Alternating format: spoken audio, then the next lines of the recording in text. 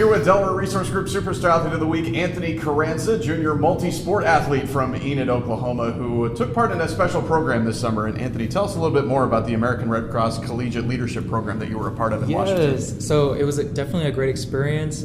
How I got involved was, sophomore year, I went out with Kelly Perry when she was here, and I was like, what can I do? What can I do more when it comes to giving back to the community and also just representing the NAIA along with other organizations? And she presented this organization to me, and ever since then, I've been a part of it 110%. But my time there in DC was amazing. It was phenomenal. I was there for a full week, from Sunday to the next following Sunday, awake from 8 a.m. to 5 p.m. every day.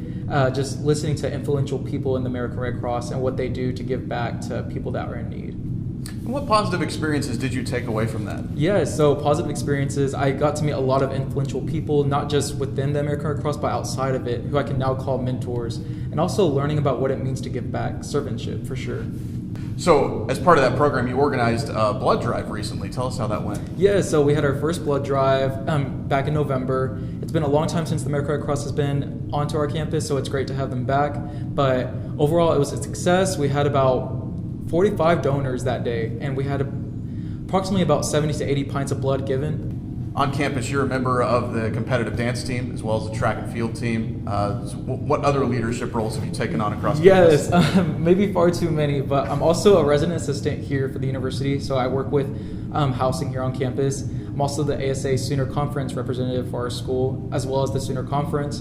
And along with that, I'm the first year experience coordinator for our campus, so I do a lot of educational and fun programs for our first year students here on campus and work with our Title IX office here on campus, as well as the chief of staff for our student body here. And what was it that brought you to OCU? Yeah, so what brought me to OCU was I got an email from Matt Aguero. He was the cross-country and track coach at the time.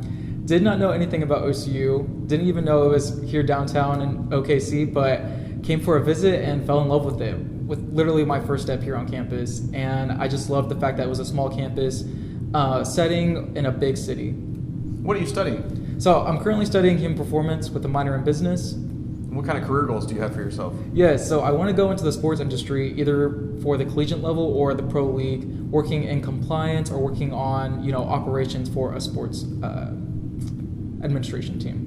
All right, that's Delaware Resource Group Superstar Athlete of the Week, Anthony Carranza. You can follow the stars on OCUsports.com.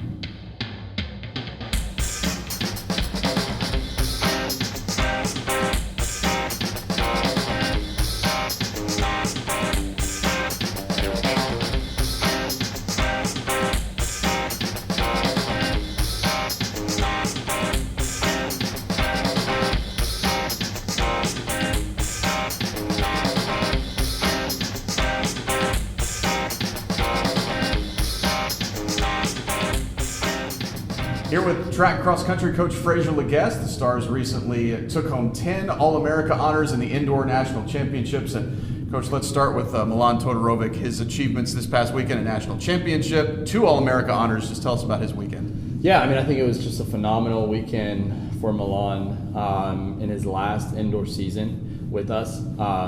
So to see him leave with a national championship and obviously also help our team out in the 4x8 to becoming an All-American was huge. He's someone obviously that's been part of our program, and we've seen him work his butt off to earn this national championship.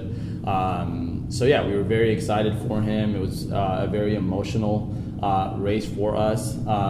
Just everything that these kids sometimes go through in their time at OCU. So to see him leave here as a champion and having that title is huge. So overall, I think we're very excited for him. In the 4x8, you guys got the fifth place finish, but you had some adversity prior to the meet. Tell us about what went into that. Yeah, so any national meet that you go into, obviously you're competing against the best in the nation. So you want to have everything possible go your way. The night before the prelim rounds, we had one of our best runner, Brendan Robo from Mustang, have food poisoning. Came down with the food poisoning. It was just a tough, when you lose someone that valuable to your team in terms of relays, in terms of individual events, obviously that hurts. But, that being said, him and the team overall, just kind of, we weren't down about it. We're like, all right, let's go next. Let's see what we can do and to see what we can maximize with it. So leaving away with the All-American 4x8 was definitely a huge success for us, given everything, the circumstances, obviously, of the national meet. So overall, I think that was something that, in life, you just got to have to battle through and learn how to overcome. And it was a good lesson for us as a team to kind of get through. On the women's side, Kaylin Jolly achieved All-America status with an 8th place finish in the 800. How did she run that race? Phenomenal. I mean, I think she's someone that has year from year, season from season, has kind of taken the step up in her running.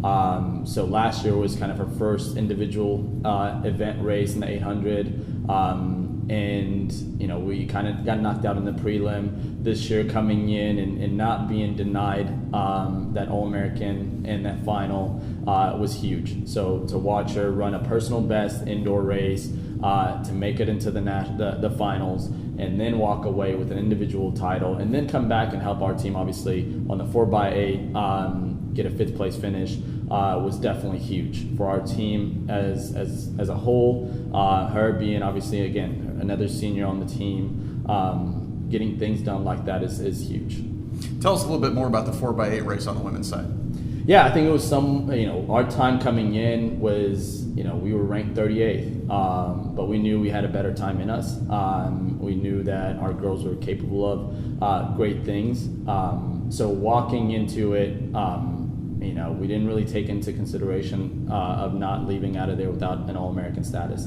So coming in 38th and finishing 5th at the national meet, it was a huge step for us, but we knew it. We knew what the girls were capable of. So to walk away, 4 of those girls, we took 4 girls this was their first NAIA national event.